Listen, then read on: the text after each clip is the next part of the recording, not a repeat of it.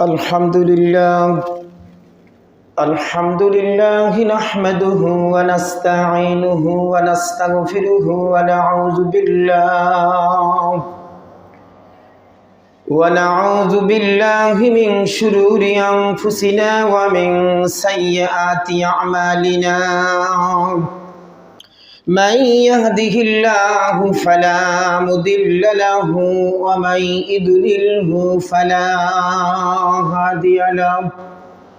ونشهد أن لا إله إلا الله وحده لا شريك له.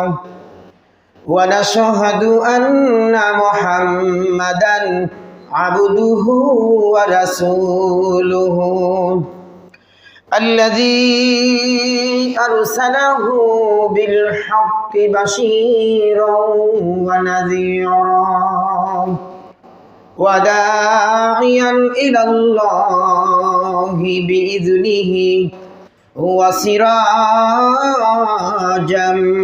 منيرا. فقد قال الله تعالى في كلامه المجيد وفرقانه الحميد. أعوذ بالله من الشيطان الرجيم. بسم الله الرحمن الرحيم. إن الله وملائكته يصلون على النبي يا أيها الذين آمنوا صلوا عليه وسلموا تسليما. اللهم سيدنا مولانا محمد وعلى آل سيدنا مولانا محمد. বিশ্বভুবনে যাহা কিছু আছে সকলেই মানিল তারা তাদের প্রভুকে। শুধু যে মানুষ এমনই বেহুশ মানিল না তারা স্রষ্টাকে। আল্লাহুম্মা সাল্লি আলা সাইয়্যিদিনা মাওলানা মুহাম্মাদ ওয়া আলা আলি সাইয়্যিদিনা مولانا محمد. بلغ العلا بكماله كشف الدجى بجماله حسنت جميع خصاله صلوا عليه وعليه. जगा जे लगाने के लिए ए जगत है नहीं हम सो बार कर चुका है तो इम्तिहा हमारा. बलगल उला बिकमालिही कशफत तुजा बिजमालिही हसनत जमीओ खिसालिही सल्लु अलैहि वा आलिहि. সম্মানিত মুসল্লিন কিরাম, সর্বপ্রথম জানাই আন্তরিক সালাম। আসসালামু আলাইকুম ওয়া রাহমাতুল্লাহি ওয়া বারাকাতুহু। শুকরিয়া জ্ঞাপন করছি সেই মহান রব্বুল ইজ্জাত ওয়াল জালালের দরবার ইলাহিতে, যে মহান রব্বুল ইজ্জাত ওয়াল জালাল এই পবিত্র মাসে পবিত্র জুমার দিন নির্দিষ্ট সময়ে মসজিদে আসার বসার তৌফিক দান করেছেন, সেই আল্লাহ পাকের দরবারে প্রাণ খুলে কালিমাতুশ শুকর আদায় করছি। সকলে পড়ছি আলহামদুলিল্লাহ। শুকরিয়া জ্ঞাপন করছি সেই মহান প্রভুর দরবারে, যে মহান প্রভু দীর্ঘ 15টি বছর পরে পৃথিবীর এক নিকৃষ্ট স্বৈরা শাসক, মানুষ রূপের এক ইতর, মানুষ রূপের এক জানোয়ার, মানুষ রূপের এক নরপিশাচ, মানুষ রূপের এক হায়েনা, পৃথিবীর ইতিহাসের নিকৃষ্ট নাম শেখ হাসিনার মতন জালেমের হাত থেকে গোটা বাংলাদেশকে আল্লাহ পাক মুক্ত করেছেন। এজন্য আবার বলছি আলহামদুলিল্লাহ। সকলে জোরে বলেন আলহামদুলিল্লাহ, সুম্মা আলহামদুলিল্লাহ। হৃদয় খুলে মানুষ এখন আল্লাহ পাকের প্রশংসা করতে পারবে, আল্লাহ পাকের তাসবিহ পড়তে পারবে। আল্লাহ পাক সেই ব্যবস্থা করে দিয়েছেন। রব্বুল আলামিনের এটা ওয়াদা ছিল, আল্লাহ পাকের ওয়াদা ছিল এটা। আল্লাহ পাক তার ওয়াদাকে তিনি পূর্ণ করেছেন। জোরে বলেন সুবহানাল্লাহ। সুতরাং প্রিয় জন্মভূমি, আমরা এখন স্বাধীন, আমরা মন খুলে কথা বলতে পারবো। আল্লাহ পাক সেই পরিবেশ আমাদেরকে সৃষ্টি করে দিয়েছেন, তৈরি করে দিয়েছেন। এখন মুক্ত বাংলাদেশ, মুক্ত হয়েছে পৃথিবীর বাংলাদেশের হাজার লাখো মসজিদগুলো উন্মুক্ত। মেহরাব থেকে কোরআনের ন্যায্য কথা, হক কথা, জমিনে কোরআনের সত্য কথাগুলো বলার মতন পরিবেশ আসছে। কথা বলেন ঠিক কিনা? এই পরিবেশটা আনার জন্য এদেশের হাজারো মানুষের রক্ত দিতে হয়েছে, ঘর ছাড়তে হয়েছে, বাড়ি ছাড়তে হয়েছে, জীবন দিতে হয়েছে। কথা বলেন ঠিক না ঠিক? রব্বুল আলামিন আমাদেরকে সেই সুযোগ দিয়েছেন। আমরা আল্লাহ পাকের দরবারে মস্তক অবনত চিত্তে আমরা রব্বুল আলামিনের দরবারে শুকরিয়া জ্ঞাপন করছি যে প্রভু আমাদেরকে এই সুযোগ দিয়েছেন। এজন্য বলেন আলহামদুলিল্লাহ। সম্মানিত হাজিরিন, রব্বুল আলামিন কোরআনুল কারীমে তিনি ওয়াদা করেছিলেন, তিনি বলেছিলেন বিশ্ব নবীকে সান্ত্বনা দিয়ে। কি বলেছিল? কুলিল্লাহুম্মা মালিকাল মুলকি তুতিল মুলকা মান তাশা ওয়া তানজিউল মুলকা মিম্মান তাশা ওয়া তুইজ্জু মান তাশা ওয়া তুযিল্লু মান তাশা বিয়াদিকাল খায়র ইন্নাকা আলা কুল্লি শাইইন কাদির। জোরে বলেন আল্লাহু আকবার।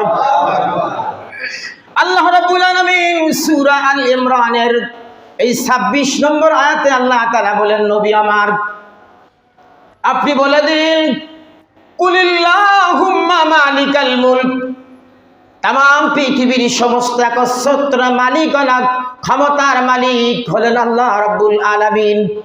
तिनि जाके खुशी ताके राजत्व दान करें, आबार जार काछ थेके इच्छा तिनि राजत्वके केड़े नेन। जाके खुशी तिनि ताके सम्मान दान करें, आबार जाके खुशी तिनि बेइज्जती करें। बियादिकाल खैर, सकल उत्तम फैसला सकल कल्याण एकमात्र महान रबेर हाथे। कथा कन ठीक किना? इन्नाल्लाहा अला कुल्ली शाइइन कदीर, सब विषयेर ऊपर तिनि हलेन शक्तिधर। आल्लाहर चाइते शक्तिधर आकाशेও कारुर नाई, जमिनेও कारुर नाई।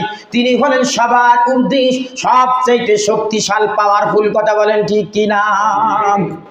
এই কথাটা বিশ্ব নবীকে জানায় আল্লাহ তাআলা ১৫০০ বছর আগে সান্ত্বনা দিয়েছিল। যখন বিশ্ব নবীর উপরে অত্যাচারের স্টিম রুলার চলতেছিল, নির্যাতিত হচ্ছিল, লাঞ্ছিত হচ্ছিল, অপমানিত হচ্ছিল, আল্লাহ সান্ত্বনা দিয়ে বললেন, নবী চিন্তা করো না, মন খারাপ করো না, ভয় পেও না, ক্ষমতার মালিক হলাম আমি আল্লাহ। আমি অচিরেই এই পৃথিবীর ক্ষমতা তোমার হাতে আমি আল্লাহ দিয়ে দিব। জোরে বলেন সুবহানাল্লাহ। বিশ্বনবী মুহাম্মদুর রাসূলুল্লাহ সাল্লাল্লাহু আলাইহি ওয়াসাল্লাম মক্কাতুল মুকাররমাতে তিনি দ্বীনের দাওয়াত দিতেছিল। বারবার মনে চাচ্ছিল তিনি কাবার ভিতরে আল্লাহ পাকের ঘরের ভিতরে একটু নীরবে একগ্র চিত্তে তার রবের ইবাদত করবেন, রবের দাসত্ব করবে, রবের গোলামি করবে, রবের পবিত্র কদমে তিনি সিজদায় পড়ে কাঁদবেন। কিন্তু তৎকালীন যুগের মক্কার কাফের বেঈমানের আবু জেহেলের নেতৃত্বে ওসমান ইবনে তলহার হাতে মক্কাতুল মুকাররমার কাবার চাবিটা দিয়ে রাখছিল। কাবা ঘরের দরজা বিশ্ব নবীর জন্য উন্মুক্ত হয় নাই। কাবা ঘরের ভিতরে যে রবকে সেজদা করার মতন সুযোগ ১৫০০ বছর আগে মক্কার কাফেররা দেয় নাই। নবীজি একদিন চলে গেল এই কাফের বেঈমানদের নেতৃত্ব যিনি ছিলেন ওসমান ইবনে তালহার কাছে, সাহাবী তার কাছে চলে গেল একাকী, যে বললেন, ওসমান ইবনে তালহা, তুমি তো জানো আমি এই কুরাইশদের সন্তান, আমি আব্দে মানাফের বংশের সন্তান, আব্দুল্লাহ ইয়াতীম পোলা। আমার পূর্বপুরুষ এই কাবা ঘরের খেদমতে ছিল। তোমার কাছে চাবি আছে, তুমি যদি একটু চাবিটা আমাকে তালাটা খুলে দিতে, আমি নীরবে আমার প্রভুর দরবারে একটু কান্নাকাটি করতাম, প্রভুকে কদমে সিজদা দিতাম। দেবা কি তালহা? ও ওসমান ইবনে তালহা, তুমি কি দরজাটা খুলে দিবা? ওই কাফের বেঈমানদের লিডার ওসমান ইবনে তালহা বিশ্ব নবীকে গালিগালাজ করলো, বলল, মুহাম্মদ তোমার কি একটু লজ্জা শরম নাই? তুমি কোন লজ্জায় কাবা ঘরের চাবি চাও? বাপ দাদার ধর্মের মুখে চুনকালি দিয়ে নতুন ধর্মের দাওয়াত দাও, নতুন ধর্মের কথা প্রচার করো, আবার আমাদের দেবদেবীর বাদে কোন রবের ইবাদত করার জন্য তুমি কাবার চাবি চাও? চলে যাও, কাবার চাবি তোমার জন্য দেওয়া যাবে না। নবীজি বললেন, ওসমান ইবনে তালহা রে, এই কাবা ঘরের ঢোকার অনুমতি তো আমার আছে, পারমিশন তো আমার আছে, এখানের অধিকার তো আমি, হকদার তো আমি, কারণ আমার বংশধরেরা এই কাবা ঘরের উত্তরাধিকার তারা ছিল মালিকানা। খেপে গেল ওসমান ইবনে তালহা, বলল, না, দেওয়া যাবে না। নবীজি বললেন, ওসমান রে, একটু চিন্তা করে দেখো, অল্প কিছুদিনের মধ্যে যদি রব আমাকে এই কাবা ঘর বিজয় দেয়, মক্কা যদি আমার হাতে বিজয় করে দেয়, আমি যদি মক্কার ক্ষমতা আমার কাছে আসে, তখন কি তুমি চাবি দিবা না? ওসমান ইবনে তালহা জবাব দিয়েছিল, আব্দুল্লাহ ইয়াতীম পোলা মুহাম্মদ, শুনে নেন, তুমি বামন হয়ে চাঁদের গায়ে হাত দেওয়ার আশা করো না, কারণ তুমি হলে মক্কার একজন অসহায় মানুষ, গরিব মানুষ। আবু তালিবের ঘরের চুলায় আগুন জ্বললে তোমার পেটে খাবার যায়, আবু তালিবের ঘরের চুলায় আগুন না জ্বললে তোমার কপালে খাবার জোটে না। তুমি আবার মক্কার ক্ষমতার চিন্তা করো, মক্কার ক্ষমতা পাওয়ার আশা করো, সুতরাং বামন হয়ে চাঁদের গায়ে হাত দেওয়ার জন্য এসো না, তোমার হাতে ক্ষমতাও আসবে না, আর মক্কার কাবা ঘরের ভিতরে তুমি প্রবেশ করতে পারবা না। নবী বুক ভরা কষ্ট করে চলে গেল, চাবি তার কাছে দিল না। নবী চলে গেল, যাবার বেশি দিন সময় লাগলো না। এখান থেকে মাত্র ৮ বছর পরে আল্লাহ রাব্বুল আলামিন বিশ্ব নবীকে মক্কাতুল মুকাররমায় বিজয় দিয়ে দিলেন। জোরে বলেন সুবহানাল্লাহ। ১০,০০০ সৈন্য নিয়ে মক্কা থেকে রাসূলুল্লাহ মদিনা থেকে মক্কার উদ্দেশ্যে বের হয়ে পড়লেন। মক্কার উপকণ্ঠে এসে রাসূলুল্লাহ ঘোষণা দিলেন, খবরদার, কোন নিরপরাধ মানুষের, সাধারণ কোনো মানুষের গায়ে তোমরা হাত দিবে না, কোনো গাছ গাছালি কাটবে না, সম্পদ নষ্ট করবে না, কারোর উপরে আক্রমণ করবে না।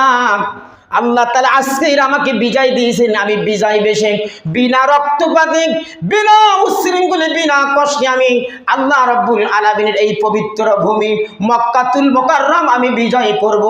এখানে কোনো রক্তপাত হবে না, কোনো গ্যাঞ্জাম হবে না। বিশ্বনবী মুহাম্মদ রাসূলুল্লাহ সাল্লাল্লাহু আলাইহি ওয়াসাল্লাম যখন ১০,০০০ সৈন্য নিয়ে মক্কার উপকণ্ঠে পৌঁছালেন, মক্কার কাফের বেঈমান যারা ছিল তারা ভয়ে পালাতে শুরু করলো যে আব্দুল্লাহ ইয়াতীম পোলা মুহাম্মদ ১০,০০০ সৈন্য নিয়ে মক্কাতুল মুকাররমায় আসতেছে, আমাদের পিঠের চামড়া রাখবে না, আমাদের কল্লা থাকবে না, সবাই চলে যাও, পালাও যে যেখানে পারো। নবীজি ঘোষণা দিলেন, মক্কার লোকেরা, তোমাদের কোনো ভয় নাই। আমি আজকে সেই কথা বলবো যেই কথা আজ থেকে বহু বছর পরে আমার ভাই ইউসুফ নবী তার ভাইদেরকে বলেছিল। তার জীবনের দুশ্মন ছিল ভাইয়েরা, কিন্তু সেই ভাইদেরকে হাতে পাওয়ার পরেও ইউসুফ আলাইহিস সালাম তার ভাইদের প্রতিশোধ নেয় নাই। সুতরাং আমি মুহাম্মদ রাসূলুল্লাহ আজকে ঘোষণা দিলাম, আমি তোমাদের কাছ থেকে প্রতিশোধ নেব না, কারণ তোমরা মক্কার মানুষেরা আমার উপরে অকথ্য ভাষায় নির্যাতন করেছো, গালিগালাজ করেছো, আমার সাহাবীদেরকে কষ্ট দিয়েছো। বহু অত্যাচার জুলুম নির্যাতন করেছো, কিন্তু আমি রাসূলুল্লাহ আজকেই তোমাদেরকে সাধারণ ক্ষমা ঘোষণা করলাম। তবে আমি সকলকে ক্ষমা করলাম না, আমি উল্লেখযোগ্য কিছু পাপিষ্ঠদেরকে প্রতিশোধ নেওয়ার জন্য এসেছি। তাদেরকে আমি ক্ষমা করব না, কারণ আল্লাহ তাআলা তাদেরকে আমার ক্ষমা করতে নিষেধ করেছে। ওই দিন মক্কার সাধারণ মানুষদেরকে, কাফের বেঈমানদেরকে রাসূলুল্লাহ ক্ষমা করে দিয়েছিল, কিন্তু বিশেষ কিছু ব্যক্তিদেরকে আল্লাহ পাকের নবী ক্ষমা করে নাই, কারণ আল্লাহ তাদেরকে ক্ষমা করতে নিষেধ করেছিল। কারণ সেই মানুষগুলো তারা ক্ষমার অযোগ্য, তারা ক্ষমা পাওয়ার মতন যোগ্যতা হারায় ফেলেছিল।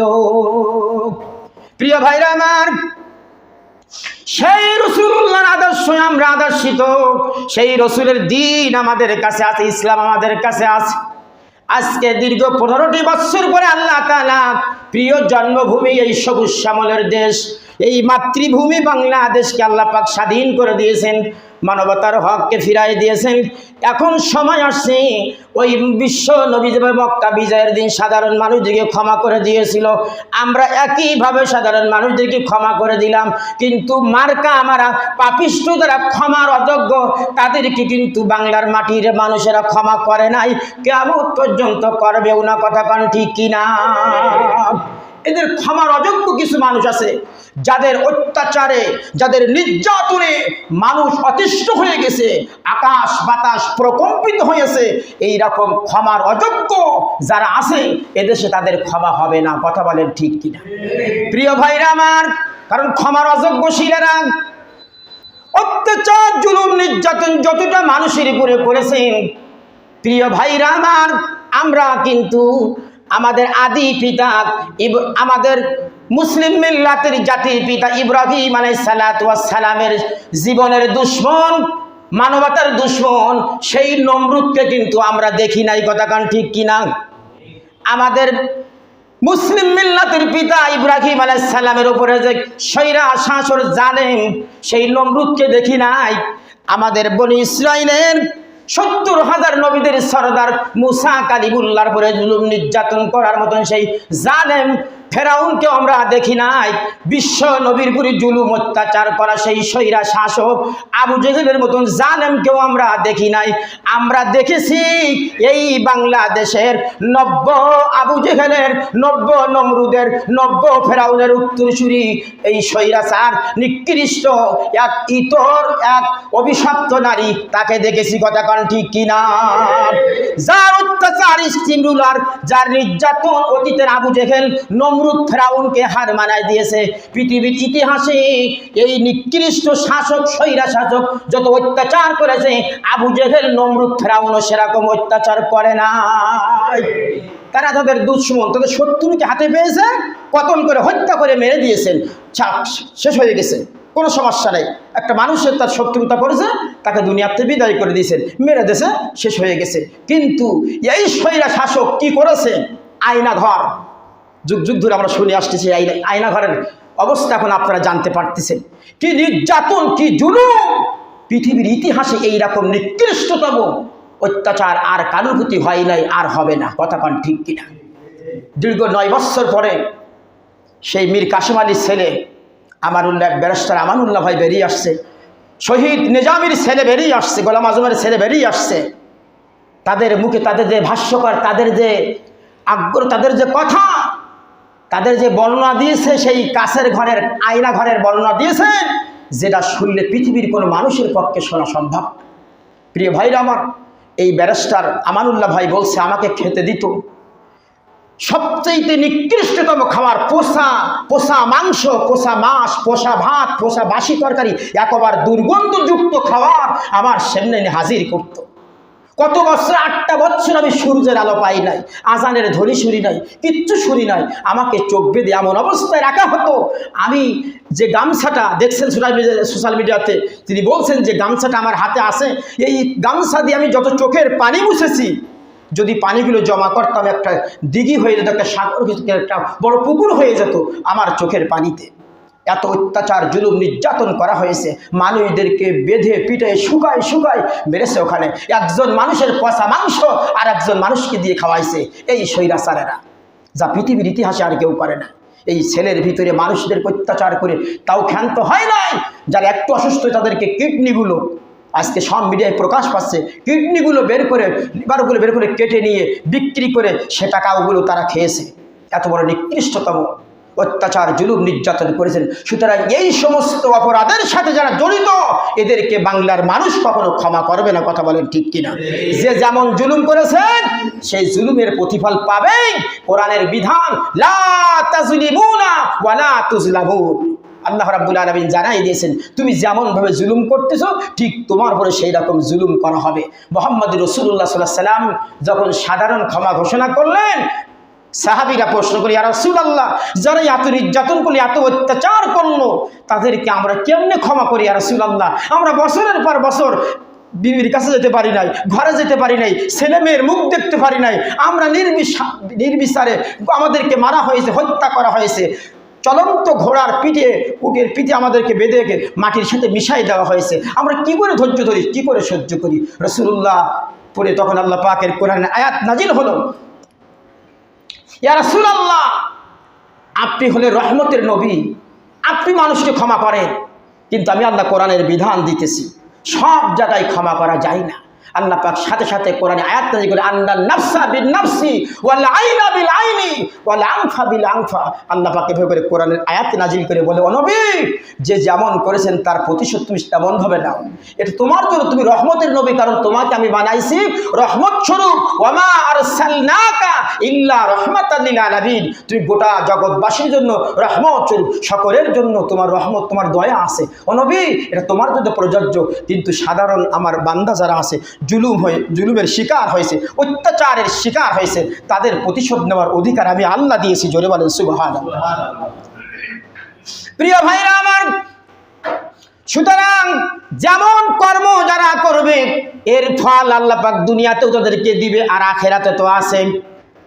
এত অত্যাচার জুলুম নির্যাতন পৃথিবীর আর কেউ করে নাই। কত মায়ের বুক যে খালি হয়েছে, কত মা যে সন্তান হারা হয়েছে, কত স্ত্রী যে বিধবা হয়েছে, কত সন্তান যে এতি হয়েছে, এটা একমাত্র আমার আল্লাহ ছাড়া আর কেউ জানে না। কথা কোন ঠিক কিনা? সুতরাং আজকের আর পালায়ে যাওয়ার কোনো সুযোগ নাই। কিয়ামতের দিনও আল্লাহ পাকের এই সমস্ত নাফরমানেরা, জালেমগুলো পালানোর চেষ্টা করবে, কিন্তু আল্লাহ পাক বলবেন পালায়ে যাবা কোথায়, ভাগবা কোথায়? আজকে পালায়ে যাওয়ার কোনো জায়গা নাই, যাওয়ার কোনো জায়গা, দুনিয়াটা সংকীর্ণ হয়ে আসছে তোমাদের জন্য। সুতরাং পৃথিবীতে যারা জুলুম করেছেন, স্বৈরাচারী করেছেন, এরাও পালানোর সুযোগ পাবে না। আমার বারবার মনে পড়ে যায় সেই বিশ্ববরণ্য কোরআনের পাখি শহীদ আল্লামা দিলওয়ার হোসেন সাঈদী সাহেবের কথাগুলো আজও পর্যন্ত প্রত্যেক মানুষের কলিজায় বাজতেছে, হৃদয়ে বাজে, কানে বাজতেছে। তিনি বলেছিল, সময় আসবে পালানোর ইঁদুরের গর্ত পর্যন্ত খুঁজে পাবা না। সেই সময় এসেছে কি আসে নাই? বড় বড় স্বৈরাচার, দাম্ভিক্য যারা অহংকারের বশত কথা বলতেছিল, আজকে তাদের কোনো খোঁজ নাই, তারা পালাতে বাধ্য হয়েছে। আল্লাহ পাকের এই উলি আল্লাহর এই মহান বান্দার কথাগুলো অক্ষরে অক্ষরে পালন হচ্ছে আমার ভাইরা। সুতরাং সত্য উন্মোচিত হয়েছে। আকুল জা আল হক ওয়া জাহাকাল বাতিল ইন্নাল বাতিলা কানা যাহুকা। আল্লাহ বলছে সত্য আসবে, সত্য বিজয় হবে, জাহেল গোমরাহীরা, পথভ্রষ্টরা, জালেমরা নিপাত যাবে, এটা আল্লাহ পাকের ওয়াদা। সুতরাং সময়ের ব্যবধানে আল্লাহ পাক সব কিছু ঘোরাইতে পারে। বেশি দিনের কথা না, অল্প সামান্য সময়ে আল্লাহ পাক তছনছ করে দিয়েছে সমস্ত রাজত্ব, সমস্ত বাহাদুরি, ক্ষমতা সব আল্লাহ ধুলির সাথে, মাটির সাথে মিশাই দিয়েছে। কথা বলেন ঠিক কিনা? প্রিয় ভাইরা আমার, এখান থেকে আমাদেরকে শিক্ষা নিতে হবে। ক্ষমতা পেয়ে, পাওয়ার পেয়ে অহংকার করা যাবে না, মানুষের উপরে জুলুম করা যাবে না, নির্যাতন করা যাবে না। এটা আমাদের ভালো করেই শিক্ষা নিতে হবে। কারণ যুগে যুগে সকল স্বৈরাচার জালেমদেরকে আল্লাহ পতন ঘটাইছে, এটা আল্লাহ পাক পৃথিবীর মানুষের জন্য শিক্ষা স্বরূপ রেখে দিয়েছেন। সুতরাং আমরা যারা পৃথিবীতে আছি, আমরা যে যেখানে আছি, অহংকার করব না, মানুষের উপরে জুলুম করব না, নির্যাতন করব না, মানুষকে অন্যায়ভাবে কষ্ট দিব না, না ভাই আমাকেও অন্যায়ভাবে তারা কষ্ট দিবে। কথা কারণ ঠিক কিনা? সম্মানিত হাজিরিন, বিশ্বনবী মুহাম্মদ রাসূলুল্লাহ এবার মক্কা যখন বিজয় করলেন, এবার আল্লাহ রাব্বুল আলামিনের হাবিব সাহাবীদেরকে ডাকলেন, ডেকে বললেন, ও আমার চাচাতো ভাই আলী, তুমি চলে যাও ওসমান ইবনে তলহার কাছ থেকে যে আজকের চাবিটা চাও। প্রিয় ভাইরা আমার, হযরত আলী ইবনে আবি তালিব চলে গেল তিনি ওসমানের কাছে। ওসমান তিনি পালাইছে, কোথাও খুঁজে পাওয়া যায় না, কোথাও খুঁজে তাকে পাওয়া যাচ্ছে না। শেষ পর্যন্ত পালাতে যে একবার কাবা ঘরের ছাদের উপরে যে ওসমান ইবনে তলহা তিনি চাবি নিয়ে পালায় আসে। হযরত আলী চতুর্দিক থেকে খুঁজে যখন কোথাও পেল না, কাবা ঘরের সামনে এসে তিনি দেখে কাবা ঘরের ছাদের উপরে এই ওসমান ইবনে তলহা তিনি চাবি নিয়ে পালায় আসে। হযরত আলী কাবার চত্বরে দাঁড়াইয়া ডাক দিয়ে বলেন, ওসমান ইবনে তলহা, সময় এসেছে, কাবা শরীফের চাবি নিয়ে তুমি নিচেই নেমে আসো। ভয়ে থরথর করে কাঁপছে ওসমান ইবনে তলহা, তিনি চাবি দিচ্ছে না, ভয়ে নিচেও নামতেছে না। শেষ পর্যন্ত হযরত আলী ডাক দিয়ে বলেন, ওসমান ইবনে তলহা, যদি তুমি চাবি নিয়ে নিচে না নামো, আমি আলী যদি ছাদের উপরে ওঠা লাগে আমার এই তরবারি তোমার কিন্তু ক্ষমা করবে না। ভালো করে আমার দিকে তাকায় দেখো, আমার এই বাম হাত দিকে তাকায় দেখো, এটা তো সেই হাত যে হাত দিয়ে আমি ওই যুদ্ধের ময়দানে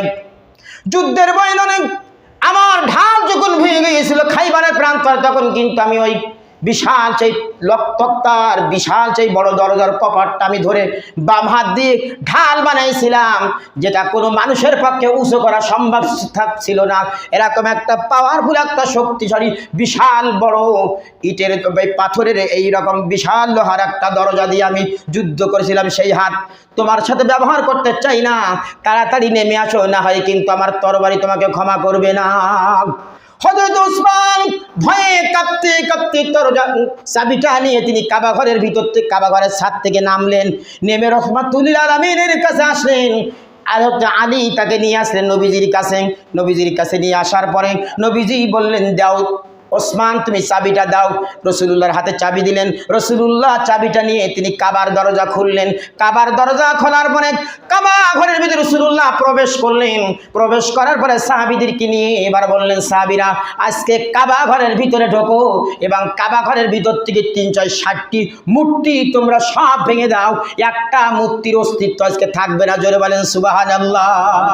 বিশ্বনবী নিজের হাতে তিনি কাবা ঘরের চাবি খুলে সাহাবীদেরকে অনুমতি দিলেন, তরবারি দিয়ে কাবা ঘরের ভিতরে লাত মানাত উজ্জা হুবল যত মূর্তি আছে 360টি, একটা মূর্তিও রাখবা না। কারণ পৃথিবীতে নবীরা আসে মূর্তি ভাঙার জন্য, মূর্তি গড়ার জন্য নয়। জোরে বলেন সুবহানাল্লাহ। আমার ভাইরা, কোরআন হাদিস আমরা পড়ে দেখলাম সেই মক্কা বিজয়ের দিন যেভাবে করে মূর্তিগুলো ভাঙাইছিল। আজকে 15টা বছর পর বাংলাদেশ নতুন করে স্বাধীন হলো। বাংলার জমিনের টেকনাফ থেকে তুলিয়া সুন্দরবন থেকে বান্দরবন এই 56,000 বর্গ মাইলে একটা মূর্তির কোনো অস্তিত্ব আর নাই। কিয়ামত পর্যন্ত এই জমিনে আর কোনো মূর্তি বানানোর সাহস কেউ পাবে না। কথা কোন ঠিক কিনা? একটা মূর্তি নাই যেই মূর্তিকে কেন্দ্র করে এদেশের হাজার হাজার নিরপরাধ আলেমকে ফাঁসির কাছে ঝুলাইছে, নিরপরাধ আলেমদেরকে গুম করে আইনা ঘরে নিয়ে অত্যাচার নির্যাতন জুলুম করে তাদেরকে দুনিয়ার থেকে বিদায় করে দিয়েছেন। যেই মূর্তিকে ভাঙ্গা কেন্দ্র করে এদেশের কোটি কোটি টাকা নষ্ট করেছে। কথা বলেন ঠিক কিনা? সেই মূর্তি কি আজকে আছে? যাদের শক্তি নিয়ে যাদের পাওয়ার নিয়ে মূর্তি স্থাপন করেছিল, আজকে সেই বাংলাদেশের গৌরব সেই সেনাবাহিনীরা নিজে হাতে মূর্তিগুলো ভেঙেছে। কথা বলেন ঠিক কিনা? ভাঙতেছে তারা।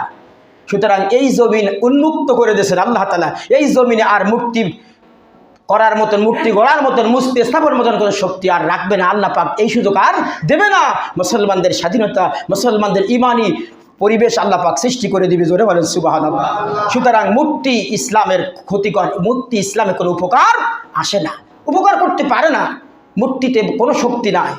এই একটা মৃত্যু ব্যক্তির মূর্তি বানায় কোটি কোটি টাকা, জনগণের টাকা, এই টাকা তার কারো বাবার টাকা নাই, সব আমাদের ট্যাক্সের টাকা, আমাদের রক্ত ঘামানো টাকা, শ্রমিকদের টাকা।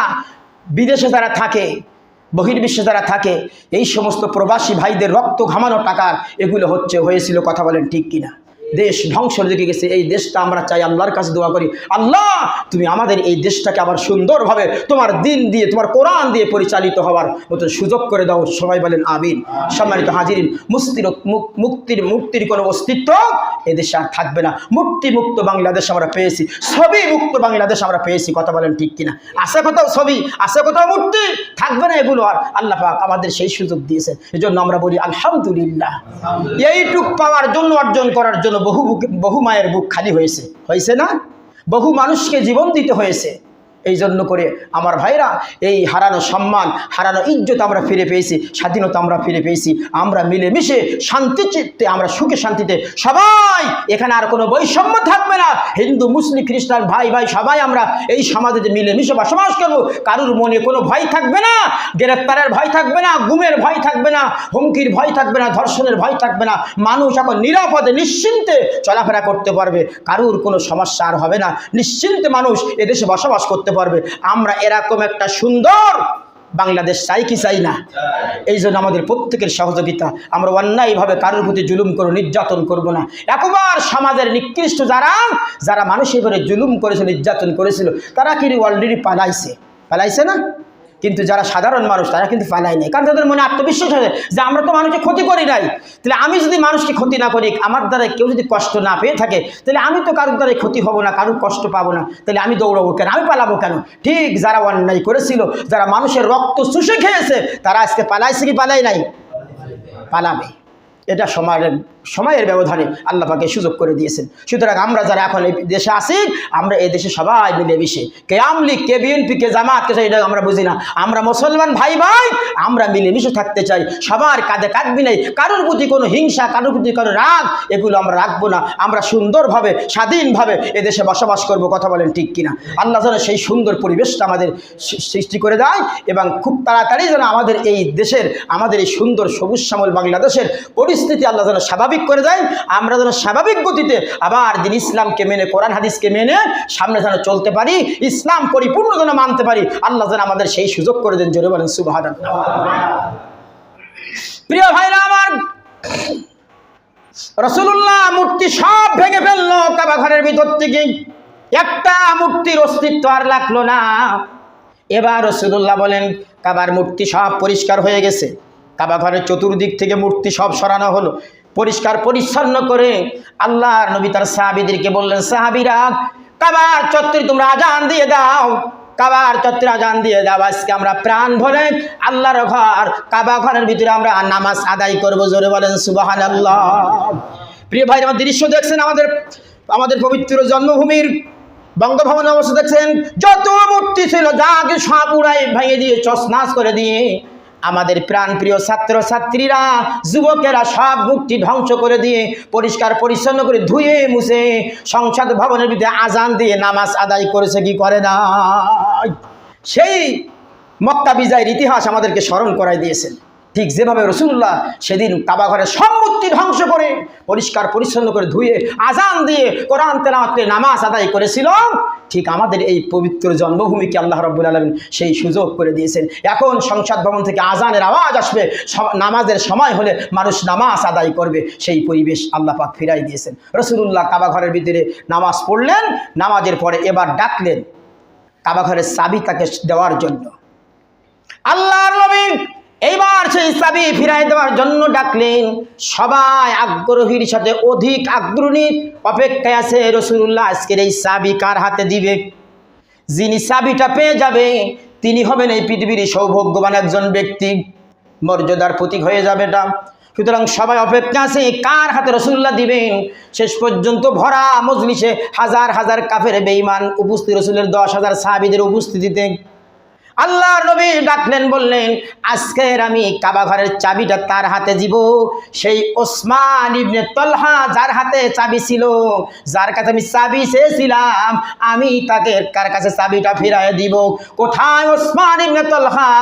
এবার ওসমান ইবনে তলহা তিনি চোখের পানি ছেড়ে দিয়ে রাসূলুল্লাহর কাছে এসে বললেন, ইয়া রাসূলুল্লাহ, ইয়া হাবিবাল্লাহ, আপনি আমাকে ক্ষমা করবেন, আপনি আমাকে মাফ করে দিবেন, কারণ আপনি আমার কাছে মাত্র 8 বছর আগে চাবি চেয়েছিলেন, আমি খারাপ ব্যবহার করেছিলাম, আমি আপনার হাতে চাবি দেই নাই, কাবা ঘরে ঢুকতে দেই নাই, কারণ মক্কার সংসদ ছিল কাবা ঘর, এই জায়গায় আপনাকে ঢুকতে দেই নাই, আজকে আপনি আমাকে ক্ষমা করবেন। নবীজি বললেন, তালহা, ও ওসমান ইবনে তালহা, আমি তোমাকে সব ক্ষমা করে দিলাম, মাফ করে দিলাম, এই নাও তোমার সেই হারানো সম্মান, আমি আবার তোমার হাতে তোমার এই চাবি ফিরে দিলাম। শুধু তোমার হাতে না, কিয়ামত পর্যন্ত আমি নবী দোয়া করে গেলাম এই চাবি আর কোনোদিন তোমাদের পূর্বপুরুষের হাত থেকে আর যাবে না। কিয়ামত পর্যন্ত তোমার বংশধরের কাছে এই কাবা ঘরের চাবি রক্ষণা থাকবে। জোরে বলেন সুবহানাল্লাহ। কিয়ামত পর্যন্ত রাসূলুল্লাহর এই কথা সত্য প্রমাণিত হবে। আজ পর্যন্ত কাবা ঘরের চাবির দায়িত্ব সেই ওসমান ইবনে আবু তালহার বংশধরদের হাতে আছে, কিয়ামত পর্যন্ত থাকবে। এরপর রাসূলুল্লাহ বলেন, ওসমান ইবনে তালহা আসলে না, কিয়ামতের আগে এই পৃথিবীতে নিকৃষ্ট কিছু জালেম আসবে, সেই জালেমরা জোর করে এক সময় কিয়ামতের পূর্ব মুহূর্তে তোমার কাছ থেকে এই চাবি ছিনাই নেবে, তোমার বংশধরদের কাছ থেকে। এর আগ পর্যন্ত পৃথিবীর কোনো ইমানদার মুসলমান তোমার হাত থেকে এই চাবিটা আর নিবে না। প্রিয় ভাইরা আমার, ওই কাবা ঘরের বিজয়ের, মক্কা বিজয়ের ইতিহাস আর আমাদের ইতিহাস কিন্তু সেম মিলে যাচ্ছে। যেই মানুষগুলোকে কাবা ঘরের ভিতরে সংসদ ভবনে যাওয়া নিষেধ ছিল, সেই মানুষগুলোর দ্বারা আজকে সংসদ ভবন পরিচালিত হচ্ছে। কতক্ষণ ঠিক কিনা? প্রিয় ভাইরা আমার, সারাটা জীবন 15টি বছর ধরে নির্যাতন করেছে জামাত আর শিবিরের ট্যাগ লাগাইয়ে হাজার হাজার নিরপরাধ মানুষকে কষ্ট দিয়েছেন, তাদেরকে নিষিদ্ধ করে দিয়েছেন। আল্লাহ পাক তাদের হাতে বিজয় দিয়েছে কি দেয় নাই? যে ছাত্র আন্দোলন, যে দুইজন তামিরুল মিল্লাতের ছাত্র, শিবিরের ছাত্র দুইজন, নাহিদ এবং যাকে দিয়েছে দুইজন সমন্বয় কমিটিতে, এই 17 জনের দুইজন, তার দুইজন হলো ছাত্র শিবিরের, দুইজন ঢাকা তামিরুল মিল্লাতের ছাত্র, মাদ্রাসার গৌরব, যাদেরকে ট্যাগ দিয়ে, যাদেরকে শিবির বলে উৎখাত করে দিয়েছিলেন, আল্লাহ খুব কম সময়ে তাদের হাতে ফিরাই দিয়েছে কি দেয় নাই? আজকে তারা নেতৃত্ব দেবে, তাদের অনুমতি নিয়ে তারা সার করে পিঠে ঘুরবে, তারা আজকে তাদের পিছে ঘুরবে। এটা রব্বুল আলামিনের কৃতিত্ব, রব্বুল আলামিনের ওয়াদা যে আমি সকালের ধনীকে বিকালে গরিব বানাতে পারি, সকালের বাচ্চাকে কান ধরে বিকালে আমি পথের ভিক্ষুক বানিয়ে দিতে পারি কি পারে না? এইটা আল্লাহ পাক দেখাই দিয়ে কোরআন যে কত বড় সত্য মহাকিতাব, এটা আজকে আল্লাহ আমাদের চোখের সামনে ধরাই দিয়েছেন। যে যেই মানুষগুলোর নাম নিতে পারতো না, সেই মানুষগুলোর দ্বারা আজকে বাংলাদেশ পরিচালিত হবে। কত সুন্দর মানুষ শান্তিতে বসবাস করবে। প্রিয় ভাইরা আমার, যদিও পরিস্থিতি এখন খুবই খারাপ, এই পরিস্থিতি খারাপের জন্য সংগঠন ইসলামী আন্দোলন কেউ যুক্ত না। এই সব মাঝখান তৃতীয় পক্ষ কিছু ষড়যন্ত্রকারী দেশটাকে ধ্বংস করার চেষ্টায় তারা করতে, তারা খুন, তারপর গুম, তারা ডাকাতি, তারা বিভিন্ন রকম আগুন দিয়ে নৈরাজ্য সৃষ্টি করছে। এর সাথে ইসলামের সাথে, মুসলমানদের সাথে, ছাত্রদের সাথে, যুবকদের সাথে কোনো সম্পর্ক নেই। এগুলো সব মাঝখান থেকে তৃতীয় পক্ষ একটা শক্তি দ্বারা এরকম অরাজকতা সৃষ্টি করে দেশের এই সুন্দর ভাবমূর্তি নষ্ট করার চেষ্টা করতেছে, কিন্তু পারবে না। সাহায্য কার? আল্লাহর সাহায্য। আল্লাহ পাক সে কথা বলেছেন, ইযা জা নাসরুল্লাহি ওয়াল ফাতহ। আল্লাহ পাক ও রাসূল দেখবেন যখন আমার সাহায্য আর বিজয় আসবে, তখন আপনি দেখবেন আল্লাহ পাক বলেন, তখন আপনি দেখবেন মানুষগুলো দলে দলে ইসলামের ভিতরে, দিনের ভিতরে, ইসলামের ভিতরে তারা প্রবেশ করবে। ওই সময় ও নবী, তুমি তোমার রবের প্রশংসা করবে, রবের গুণকীর্তন করবে, রবের কথাগুলো উচ্চস্বরে বলবে, আর তুমি ইস্তেগফার করবে। কারণ তোমার রব হলে ইন্নাহু কানা তাওয়াবা, তিনি কেবলমাত্র তওবা কবুলকারী। জোরে বলেন সুবহানাল্লাহ।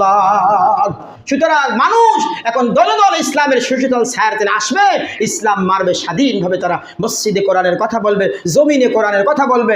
বাংলার জমিন ইসলামের জন্য, কোরআনের জন্য উন্মুক্ত হয়ে গেল। আর তাফসীর মাহফিলের জন্য, কোরআনের মাহফিলের জন্য কোনো রাম বামের কাছে যাই পাই ধরা লাগবে না যে অনুমতি দাও। কতক্ষণ ঠিক কিনা? এরম পরিস্থিতি দেশে কি দেয় নাই? বাংলার চেকটাপ যদি সুন্দর 54,000 বর্গ মাইলের জমিনে কোরআনের তাফসীর মাহফিলের জন্য আর 144 জারি হবে না, কোনো বক্তার জামার কলার ধরে নামানো হবে না, কাউকে নিষেধ করা হবে না কোরআনের কথা বলো না, এটা বলা যাবে না। এই সুযোগ আর দেয় নেই, এই সুযোগ আর নাই। মানুষ এখন উন্মুক্তভাবে আল্লাহর জমিনে আল্লাহর কোরআনের কথাগুলো বলবে, কোরআনের পতাকা, দ্বীনের পতাকা, ইসলামের পতাকা উড়বে। সেদিন আর বেশি দূরে নেই, খুব অল্প টাইমের ভিতরে মানুষ সুন্দর একটা সমৃদ্ধশালী বাংলাদেশ তারা পেয়ে যাবে ইনশাআল্লাহ। আমাদের পরবর্তী প্রজন্ম যারা আসবে, তারা ইতিহাস হয়ে থাকবে যে বাংলার জমিন কিভাবে স্বাধীন হয়েছে, কত মায়ের বুক খালি হয়েছে। সম্মানিত হাজিরিন, সুতরাং এই সুন্দর পরিবেশটা আমরা চাই। আল্লাহর কাছে আমরা দোয়া করব, রব্বুল আলামিন যেন আমাদের এই বাংলাদেশটা সুন্দরভাবে পরিচালিত হওয়ার তৌফিক দান করেন। এরপরে যারা এই স্বাধীনতা ফিরে আনার জন্য যে সকল কোমলমতি ছাত্র এবং ছাত্রী ভাইরা জীবন দিয়েছেন, সেই সকল এবং সাধারণ মানুষেরা বহু জীবন দিয়েছে, বহু মানুষের জীবন কেড়ে নিয়েছে এই স্বৈরাচারেরা, জালেমেরা। সুতরাং আল্লাহ যেন এই শহীদদেরকে জান্নাতের উচ্চ মাকাম দান করুক এবং সকল শহীদদের পরিবারকে আল্লাহ পাক যেন ধৈর্য ধারণ করার তৌফিক দান করুক, এদেরকে দুনিয়া এবং আখিরাত উভয় জগতে উত্তম জাযা, উত্তম প্রতিদান যেন দান করেন, বলেন আলহামদুলিল্লাহ। আল্লাহ যেন কবুল করেন। সম্মানিত হাজিরিন, বাংলার টেকনাফ থেকে সুন্দরবন থেকে বান্দরবন, এই 56,000 বাংলাদেশের এই ছোট্ট এলাকার এই ছোট্ট দেশে কোটি কোটি মসজিদ আছে না নাই? হাজার হাজার মসজিদ মাদ্রাসা, কোটি কোটি মসজিদ মাদ্রাসায় ভরা। সমস্ত জায়গাগুলো সব উচ্চগতিত ছিল, মানুষের ন্যায্য অধিকার ফিরে পেত না। মসজিদের মেহরাব থেকে কোরআনের কথা বলা যেত না। হাজারো মসজিদের কমিটি পরিবর্তন হয়ে যাচ্ছে, হাজারো মসজিদের ইমাম পরিবর্তন হয়ে যাচ্ছে। কারণ যে সমস্ত ইমামেরা, যে সমস্ত কমিটিরা দালালি করেছে, চামচামি করে কোরআনের কথা বলতে দেয় নাই, তাদেরকে আজকে জনগণ নিক্ষেপ করে ফেলে দিচ্ছে। কথা বলেন ঠিক কিনা? এই জন্য এর থেকে শিক্ষা নেওয়ার দরকার। এর থেকে আমাদেরকে শিক্ষা নিতে হবে যে আমরা পাওয়ার পেয়ে, ক্ষমতা পেয়ে অন্যের উপরে জুলুম করব না, কেউ অন্যায় করব না। আমরা সবাই নিজেদের চরিত্রকে সুন্দর করব, রসুলের আদর্শে আদর্শিত হব। আমাদের জীবনটা আমরা সুন্দর করার জন্য ইসলাম মানব, কোরআন মানব, তাহলে আমাদের জীবনটা সুন্দর হবে। সম্মানিত হাজিরিন, রব্বুল আলামিন যেন আমাদের এই সুন্দর পরিবেশটা ফিরাই দেন, এই পরিবেশটা যেন আর খারাপ না হয়, সেজন্য আমরা আল্লাহর কাছে বারবার দোয়া করব, শহীদদের জন্য দোয়া করব, সর্বোপরি আমাদের দেশের জন্য দোয়া করব। আল্লাহ যেন দেশটাকে হেফাজত করেন, দেশটাকে যেন ইসলাম দিন দিয়ে যেন আমরা চালাইতে পারি। সর্বোপরি রসুল করিম সাল্লাল্লাহু আলাইহি সাল্লাম যখন ওসমান ইবনে তালহার কাছে চাবিটা দিয়ে দিল, তালহা চাবি পেয়ে তিনি খুশিতে বাগবাগ হয়ে গেল এবং রসুল্লাহর কাছে কালেমা পড়ে মুসলমান হয়ে বলি, ইয়া রাসূলুল্লাহ, ইয়া হাবিবাল্লাহ, আমি আর কাফের থাকতে চাই না, আপনি আমাকে কালেমা পড়ে দিন। রসুল করিম সাল্লাল্লাহু আলাইহি সাল্লাম হাতে হাত দিয়ে তিনি কালেমা পড়লেন, মুসলমান হয়ে গেলেন। এর দেখা দেখি করে মক্কার সাধারণ কাফের যারা ছিল তারা সবাই এসে রসুল্লাহর কাছে যে দলে দলে রসুলের কাছে এসে দিন ইসলাম গ্রহণ করতে লাগলো, কোরআন গ্রহণ করতে লাগলো। রসুল করিম সাল্লাল্লাহু আলাইহি সাল্লাম তখন বললেন, সাহাবীরা, এদেরকে আমি সব মাফ করে দিলাম, কিন্তু কয়েকজনের ভিতরে উল্লেখযোগ্য কিছু নাম রসুল বললেন, এই শয়তানদেরকে তোমরা মাফ করো না, আল্লাহ আমাকে জানাইছে, এদেরকে প্রতিশোধ নাও, এদেরকে ঠিক যেভাবে মারছে আমার সাহাবীদেরকে ঠিক সেইভাবে তাদেরকে মারো। তার মধ্যে উল্লেখযোগ্য একজন আছে কাব বিন আশরাফ, হাদিসে তার নাম আছে। এই কাব বিন আশরাফ এটা ছিল মক্কার সবচেয়ে হিংস্র শয়তান।